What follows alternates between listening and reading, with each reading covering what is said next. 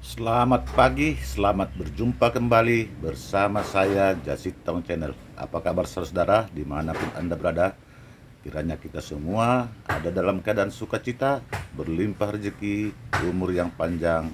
Amin ya robbal alamin. Dan marilah kita tempuh hidup itu dengan penuh senyum dan tertawa, karena channel ini saya bangun bertujuan mengajak Anda semua banyaklah tersenyum dan tertawa dalam hidup itu. Saudara, sorry. Setelah tadi melakukan olahraga setengah jam, saya sudah kembali ke markas Jasitong Channel, yaitu dapur sederhana ini. Ini dia saudara, dapur sederhana yang saya bangun sendiri dengan semua berkas atau barang bekas apa adanya. Di pagi hari ini saya kembali ingin menyambung percakapan kita seputar Tarombo atau silsilah orang-orang Batak. Seperti sudah saya sebut di video-video saya terdahulu, pengalaman saya ikut di grup WA atau WhatsApp grup keluarga Batak. Jika sudah membicarakan Tarombo, selalu berakhir dengan debat kusir atau penuh kontroversi. Mengapa? Nah, ini saudara pertanyaannya. Silsilah yang dibahas kok berujung terjadi perdebatan yang sengit dan kadang-kadang tidak ada ujung pangkalnya. Nah, saya ingin kembali mengulang cerita-cerita terdahulu. Jika kita membahas Tarombo atau silsilah si Raja Batak, tentu kan akan bermuara kepada si Raja Batak itu sendiri. Karena disebut dalam Tarombo yang kita kenal sudah puluhan tahun ini, bahwa Tarombo itu bermula dari si Raja Batak.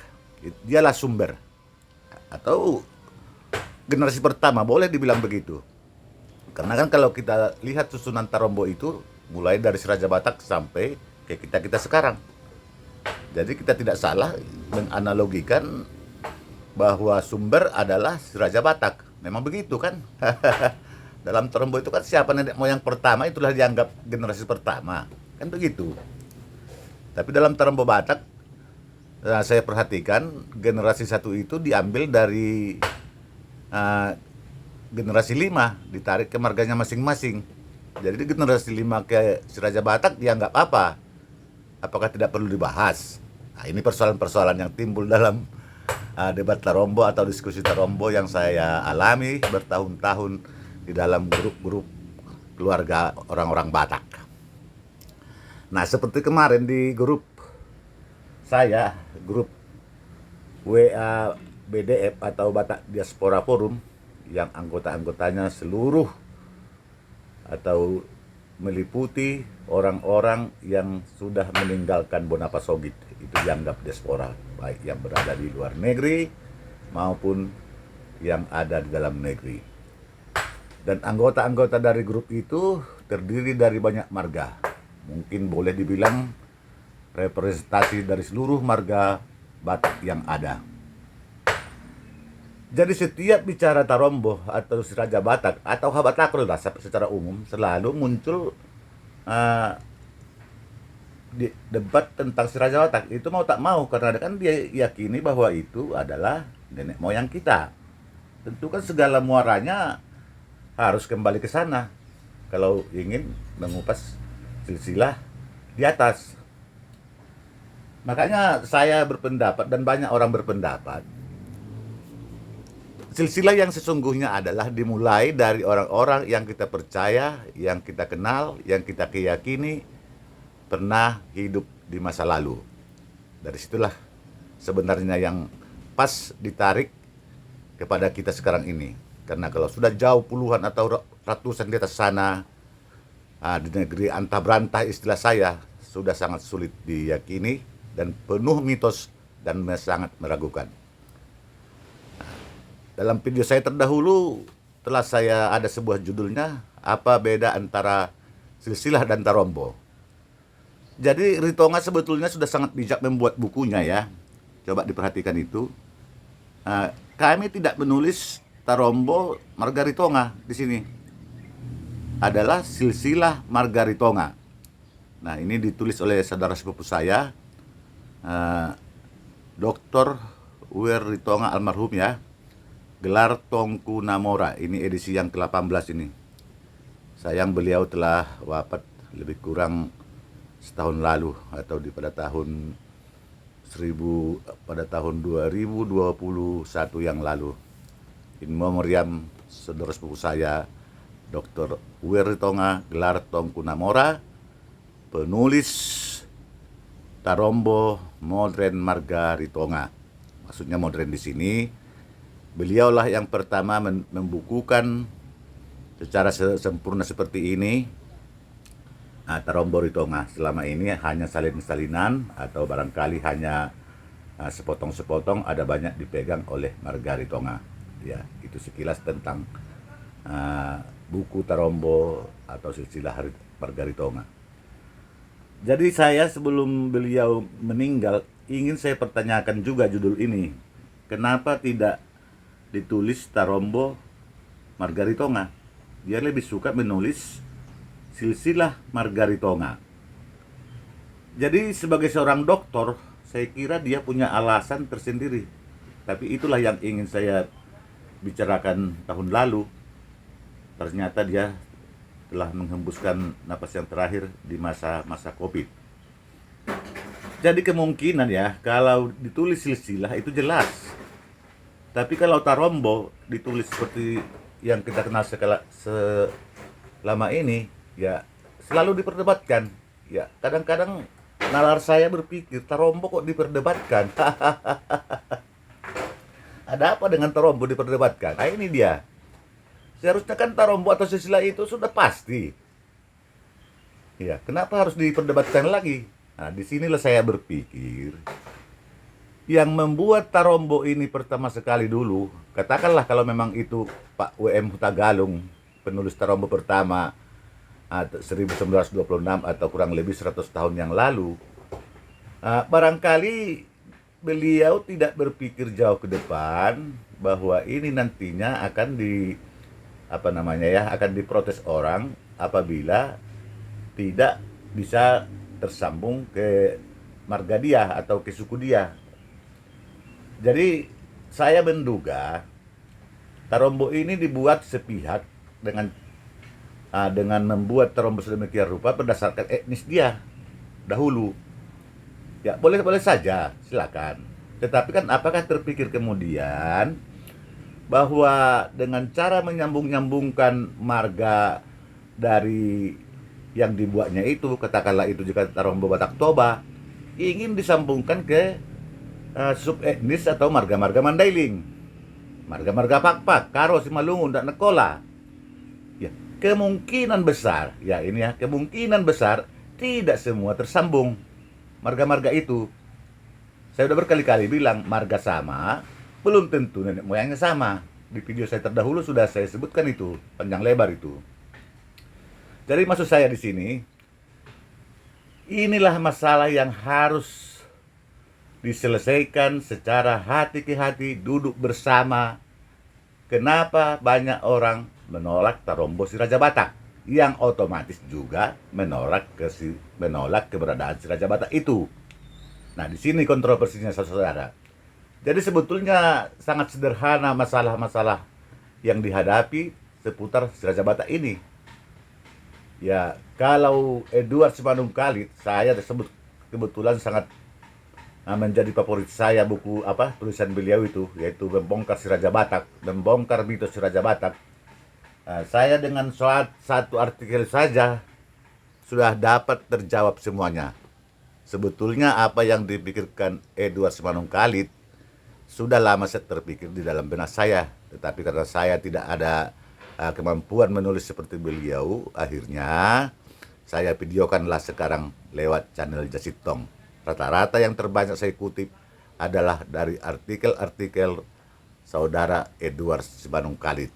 Untuk itu terima kasih kepada beliau yang telah menulis dengan jelas tegas tentang si Raja Batak. Saya kira dia orang Batak, Simanungkalit. Jadi kalau dibilang banyak juga orang-orang barat menulis si Raja Batak atau tentang Batak, ya silakan. Dan itu memang ada, saya baca juga beberapa buku termasuk sejarah Sumatera yang ditulis oleh uh, William Marsden ya, ini tahun 1876 ditulis. Diceritakan di sini satu bab di sini tentang suku Batak. Jadi kembali tadi dialog ringan kita pagi ini, hampir 5 tahun saya masuk WA atau grup WA orang-orang Batak, pertama dari keluarga saya, kemudian meningkat menjadi banyak marga, hampir semua marga. Jika sudah bicara si Raja Batak, selalu timbul perdebatan yang tidak berujung pangkal. Ini yang perlu saudara-saudara resapi. Kenapa kita harus bertengkar, harus gaduh, kalau memang dia benar? Kan begitu harusnya. Tapi kalau memang dulunya mitos Raja Batak itu bahwa dia bukanlah seorang manusia, hanya nama kelompok, ya otomatis sampai sekarang kita akan ribut dan bertengkar terus sampai sepanjang masa. Oleh karena itu saran saya kepada pemuka-pemuka etnis Batak dimanapun berada, marilah kita berpikir dengan jernih, tenang, tanpa emosi, dan mari kita sama-sama duduk bersama membicarakan kembali bagaimana ketersambungan Tarombo Batak ini ke semua subetnis yang 6 itu. Itu saja. Saya banyak bertemu dengan orang-orang Karo, orang Mandailing, orang Akola. Penyebutan Batak itu sebetulnya ya sudah diterima, sudah ratusan tahun mungkin ya, kita melekat di diri kita. Terlepas itu orang yang memberi atau disematkan orang atau dilabelkan orang kepada kita waktu itu, tapi kita sudah menjadi orang Batak. Tetapi perlu diingat, jika itu pemberian dari orang luar atau orang lain selain Batak, berarti kan itu tidak muncul atau tidak tumbuh dari budaya atau tradisi Batak itu sendiri. Ini menjadi persoalan sekarang. Beda mungkin dengan suku Jawa, suku Minang, suku Bugis, suku Melayu, Bali. Ya itu mungkin lahir dan digali dari akar budaya mereka sendiri. Nah, kalau Batak kan kalau dihadiahkan atau diberikan, kamu orang Batak lah ya, katanya, ya orang Batak lah kami, kata kita. Ya ini kemungkinan menjadi batu sandungan di kemudian hari. Kalau istilah Edward Simanungkalit, si Raja Batak dan Tarombonya sekarang menjadi duri dalam daging bagi orang-orang Batak. Nah, ini yang perlu diresapi. Saya tidak pintar-pintar amat dalam ilmiah, tapi saya hanya menafsirkan secara akal sehat, nalar, dan masuk akal saja. Jadi itulah yang dapat saya sampaikan pagi hari ini. Saya menjadi heran kalau dibahas tentang si Raja Batak selalu berujung kepada perdebatan, debat kusir yang tidak pernah berakhir dari dulu hingga sekarang. Pertanyaannya mengapa? Lalu banyak orang berpikir mungkin ya, mitos ya tidak usah dihubungkan ke suku. Ya katakanlah kalau mitologi, mitos itu ada sendiri dia, mungkin tidak apa-apa. Tapi jangan dihubungkan kepada nenek luhur, nenek moyang. Nah, jadi ya tetap ini menjadi kontroversi antara versus sejarah versus mitologi Raja Batak. Tidak akan pernah ketemu. Jadi kalau orang-orang sekarang yang hidup di zaman era digital ini selalu berpikir ilmiah. Loh, kalau ada manusia tentu ada asal usul. Dari penelitian ya sudah banyak kita baca lah.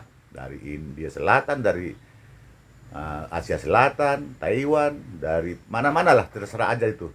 Itu tidak pernah saya persoalkan dari manapun orang datang ke Indonesia ini. Itu terlalu sulit buat saya untuk menganalisanya karena keterbatasan ilmu saya. Tapi ada banyak sebetulnya buku-buku tentang itu. Tetapi ya sudahlah, sudah datang manusia ke tanah Batak atau ke Indonesia, ya itulah kita.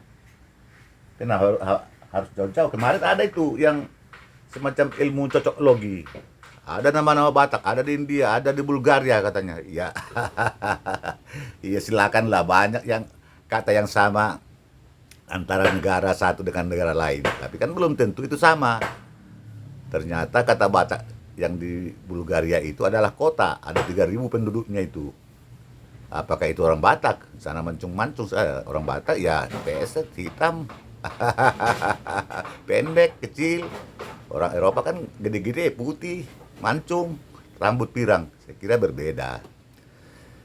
Jadi demikianlah ya.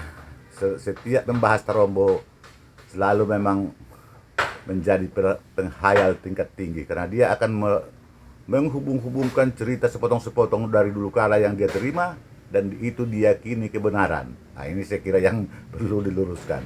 Kalau sudah kata opungnya, kata bapaknya, dia yakin. Ya, bapaknya juga terima dari opungnya kan.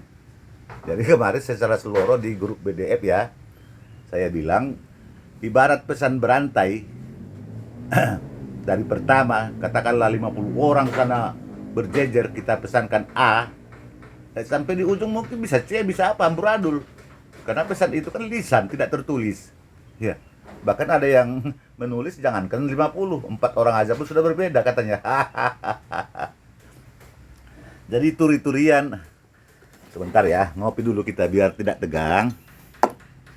Nah, membahas Tarombo itu harus ngopi. Ngopi sambil merokok lah, mari sama toh kita. Itu dah bang, ulo menokot sonon nak pedang dongan mari sapi ba.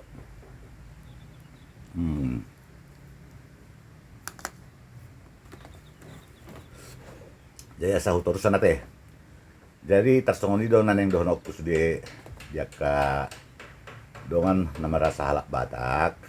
Bauna pula kita bertengkar tegang ala ni Tarombo. Alai molo tu ngadok tutu nasala di surat ton si Parjolo, badak salah hurasa dikoreksi sanari. Biasa deh, tak pola jadi mahumai molo adong nasalah ditulis sanari. Nama saya bari padengka sanari. Termasuk sejarah. Molo tajaha pelurusan sejarah umum 1 Maret di Yogyakarta itu sudah diluruskan karena ada banyak kontroversi antara Soeharto dan Sultan Hamengkubuwono ke-9. Jadi di Tarombo pun saya kira jika ada hal-hal yang dianggap keliru menuliskan atau meletakkan tentang nama-nama nenek moyang orang, tentang nama suku orang, tentang asal-usul seseorang, saya kira tidak salah diperbaiki kembali. Dan memang harus begitu. Karena kan akan lucu kalau dibilangnya marga saya tersambung ke margamu ya dengan begini. Ya bisa saja waktu itu orang tidak butuh, tidak perlu. Yang penting kita satukanlah orang Batak ini dengan marga-marga ini. Datanglah kau ke sana, katakanlah ini marga-marga, ini Tarombo kita. Kan semacam begitu. Kalau Edward Semarang Khalid dibilangnya ya pergilah dari beberapa orang waktu itu dari Toba ke Simalungun, ke Karo, termasuk ke Angkola memperkenalkan Tarombo ini. Jadi ya agak mirip sebetulnya semacam misi untuk padomuhon bangsa Batak. Tetapi di balik misi itu kan mungkin ada tujuan. Ya itu di sesi lain lah kita bahas ya. Tetapi menurut saya Tarombo bisa ditarik kemana-mana. Bisa ke politik, bisa ke hukum, bisa macam-macam lah. Selalu itu dalam perdebatan. Tetapi kalau silsilah begini, silsilah marga kami, ya siapa yang bisa mendebat? Inilah silsilah marga Ritonga, kami tulis. Nah ini. Tapi kalau Tarombo ini kok rawan diperdebatkan. Nah itulah saking kemarin saya buat satu judul. Apa beda silsilah dan Tarombo? Nah itu sudah saya paparkan di dalam video yang terdahulu, silakan dicari. Demikianlah obrolan ringan kita pagi hari ini. Lebih kurang mohon maaf. Terima kasih atas perhatiannya. Wabillahi taufik wal hidayah. Wassalamualaikum warahmatullahi taala wabarakatuh. Salam sejahtera bagi kita semua. Om Swastiastu. Salam kebajikan. Horas.